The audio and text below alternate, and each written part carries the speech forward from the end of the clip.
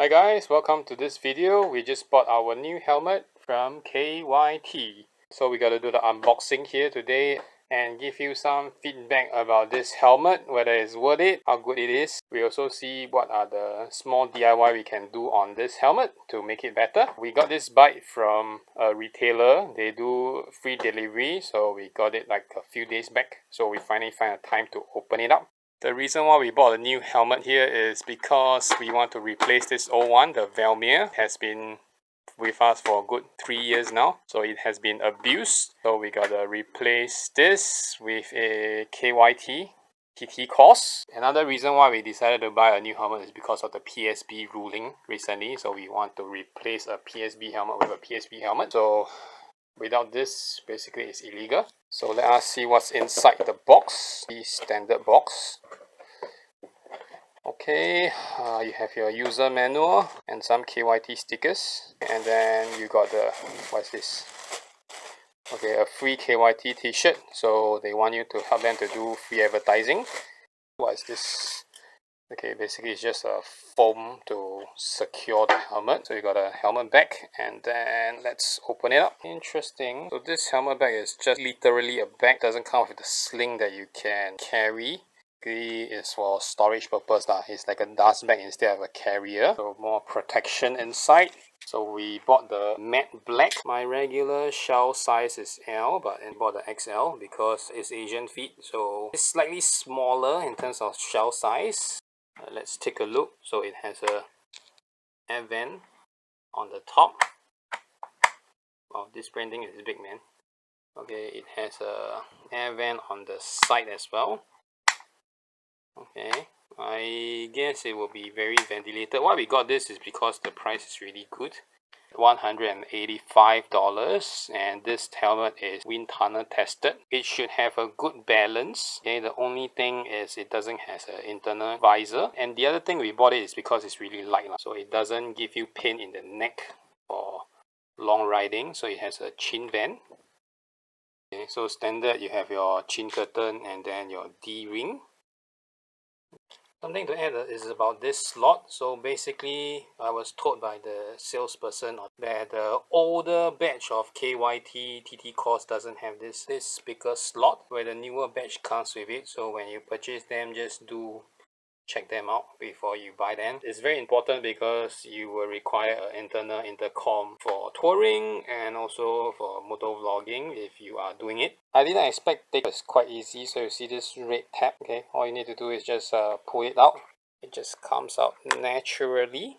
So we are using a chin strap mount camera, so it will be here. If you find this ugly, actually you can use a double-sided tape mount that you can paste on the helmet front, which this area here, of course you can use your own other mount like paste here, on top or the side.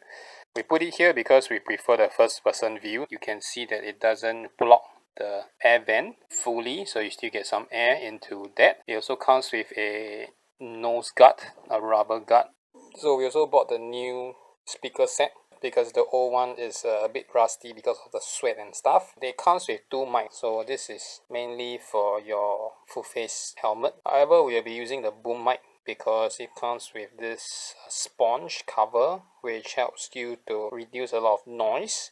Okay, so this helmet comes with a spectacle groove, as you can see here. So it allows you to slot in your spectacle quite easily. With this design, you don't feel the spectacle hook pressing on your ear or on your head. And especially, you know, in big cities, more than 50% of the folks wear glasses. Okay, you can see a lot of air coming through from the top of this helmet because there's 1 vent and 2 on the side of the back. So it's a really cooling helmet. It's not the quietest helmet because it's cooling, so it will not be quiet by default because there's a lot of air gap and air pocket coming through. Okay, the helmet is pretty light. Of course, you can't compare it with the carbon kind. The price range is almost double if you're comparing with a carbon nature helmet, where you can hear the noise coming from the side, the wind vapor noise.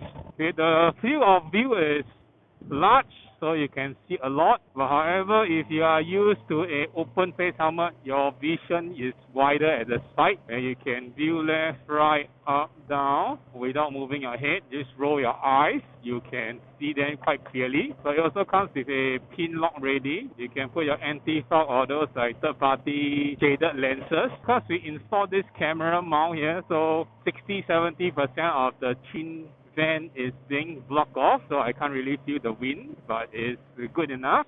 From the microphone where we are using, we will know whether the chin curtain does its part to filter off. The only thing is it doesn't come with a internal sunshade. Probably that's also the reason why it's lighter. So in the morning or in the evening where you are riding, the sun tends to be glaring, so that's the part where you have to screen your eye. It does come with an optional tinted visor or a photochromic lens. Okay, we are wearing a transition lens, but however, this is a UV protected visor. So the transition lens doesn't detect any UV rays, and then it doesn't turn black. Unless you want to open your visor while you are riding, then yes, transition lens is functional. But however, if you are closing your visor down, your transition lens basically doesn't work at all. Okay, one more thing I find that the design is really good is this lifter is located at the center. So be it left hand or right hand, you can flip them up pretty easily. Some is at the side. So especially where you're riding, you cannot control which hand is available. There are situations like that where you can't decide which hand is available, so it's a bit tricky. But in the middle, you can use either hand, which is good. And this thing is quite prominent. So even with glove, you can push up, push down easily. I think I accidentally killed a mosquito here.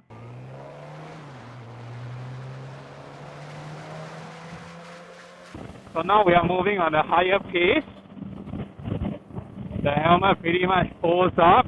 It doesn't feel that the weight distribution or the wind is pulling your head out, because the helmet is being wind tunnel tested, so it should be quite stable on higher speed. So now we are moving to a 3-digit kind of speed. The helmet is still quite okay, especially when you turn your head to the left or to the right to check blind spot. Usually on a higher speed, you can feel that the wind is slapping onto the side of the helmet. In the entry 3-digit speed, this is still okay. Anything that is above 120, generally you will feel the pull once you move your head left or right. The good thing is when you are facing straight, your helmet doesn't shake left and right by the wind vapor. It's quite stable, it holds itself. Only when you do your blind spot check, you'll feel the sudden snap, because ultimately you are traveling at high speed, so that's much more or less acceptable. Okay, the other thing I realized that when you're riding fast, you doesn't feel that all the weight of that helmet is being pushed back, and then you have to use your neck to support. Currently, I'm riding a Super Sport. That's why you see I'm so close to the camera. The common issue of riding a Super Sport on a poorly designed helmet is that you will get a lot of strain on your neck, because all the weight is supported by the muscle there. Right now, we have been wearing this helmet for close to about 20 minutes, so everything is still okay. Alright guys, so this is the KYT TT course review from us.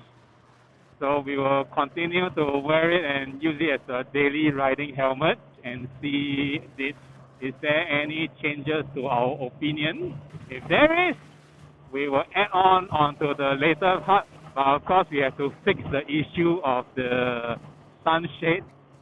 Okay, so that's all for this video. See you on the next one. Bye bye.